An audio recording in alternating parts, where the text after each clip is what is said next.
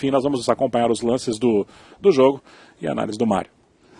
O Grêmio, o Náutico não chegou a fazer um retrancão, como o Luxemburgo falou, né? Ele veio com um esquema defensivo bem organizado, com aquelas duas linhas de quatro que tantos jogadores do Grêmio falaram. E isso aí criou sérios problemas, porque reduziu o espaço do Grêmio.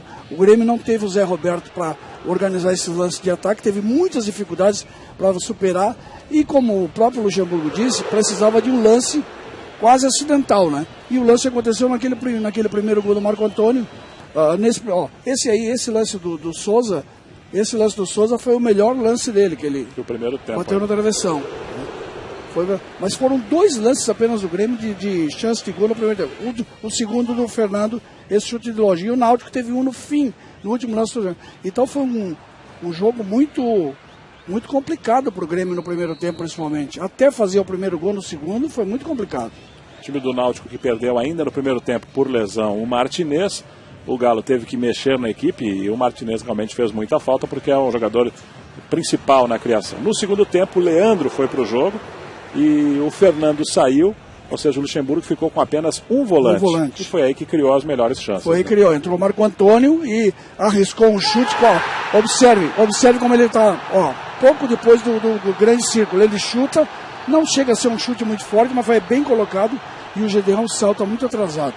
E aí esse lance aliviou o Grêmio, né? Porque essa vitória era fundamental para um time que não pode deixar os líderes alargarem a distância. E também não pode permitir que o Vasco se aproxime demais. Então, esse aí começou a encaminhar a vitória. Mas foi uma falha do Gedeon. O Gedeon custou para se atirar no lance. Eu acho que ele não calculava que a bola fosse tão no canto como foi, né?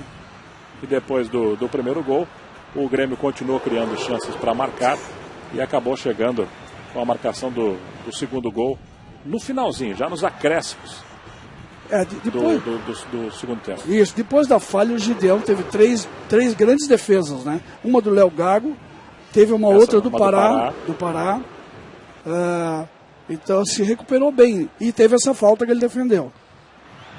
E já aos 47 minutos, o gol numa bela jogada do Leandro, deixada do Elano. E aí o Kleber, que foi o melhor do time no segundo tempo. Claro, né? E na característica dele, né? Ele usa muito o corpo na disputa com os zagueiros, né? Ele usou, girou no marcador e completou muito bem. Típico do Kleber, né? O Grêmio chega então a 47 pontos, está a 6 pontos atrás do líder Fluminense, 4 pontos atrás do Atlético Mineiro e agora sai para 2 jogos fora, Lino. No domingo contra o Flamengo no Engenhão e no outro domingo, dia 23, contra o Atlético em Minas, no Independência. Que grande jogo aí no dia 23 de setembro. Hein? É verdade, Gustavo, Mário, e os dois jogos que o Grêmio tem vão de alguma forma encaminhar mesmo o posicionamento do Grêmio. O Grêmio está brigando pelo título, cada vez mais consolidado dentro de zona de Libertadores. E o Náutico, estranho é que até ainda há pouco a gente não tocava mais o nome do Náutico para falar de zona de rebaixamento. Mas de repente o Náutico deu uma parada com 28 pontos, pega o Atlético Mineiro na próxima rodada e já começa a se complicar com isso, ou pelo menos já começa a falar sobre isso de novo, né, Gustavo, Mário? É um segundo turno muito ruim do Náutico até agora. Ele tem 4 pontos em 15. Ele ganhou do Figueirense na primeira rodada, 3-2, quando perdia por 2-0. Depois acabou empatando com o Vasco e tem 3 derrotas, sendo 2 em sequência. E já está ali a 5 pontos do Sport, que é o primeiro, né, Marcos? E a sequência dele, principalmente a partir de agora, é muito complicada, né? Ele pega o Atlético Mineiro, quer dizer, depois o Fluminense. Então a sequência dele é muito difícil. Ele tem ainda um espaço ali para jogar em relação aos primeiros da zona de rebaixamento. Mas de qualquer maneira, não é uma faixa muito folgada, né? Ele vai ter que cuidar porque senão se aproxima demais. E sem os seus 2 principais atacantes hoje aqui, Lino, Araújo e Chiesa lesionado, Araújo poupado pelo desgaste físico, já é um jogador aí de 35 anos, sem os 2 principais atacantes, pouco assustou o Marcelo Groy.